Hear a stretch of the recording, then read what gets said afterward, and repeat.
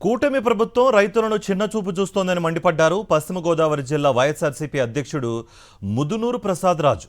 రైతు సమస్యలను ప్రభుత్వం పట్టించుకోవడం లేదని ఆరోపించారు. ఆయన రైతు సేవా కేంద్రాలు, ఎరువుల షాపుల వద్ద యూరియా కోసం రైతులు పడిగాపులు కాస్తున్నారని విమర్శించారు.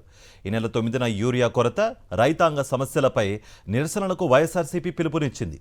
ఈ నేపథ్యంలో అన్నదాత పోరు పోస్టర్ను వైఎస్ఆర్సీపీ శ్రేణులతో కలిసి ముదునూరు ప్రసాద్ రాజు ఆవిష్కరించారు.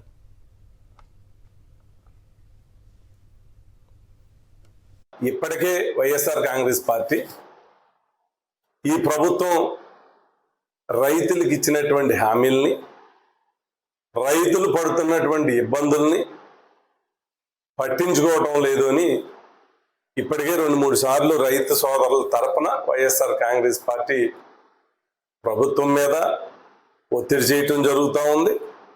పెద్ద ఎత్తున ఆందోళన కూడా చేయటం జరుగుతూ ఉంది.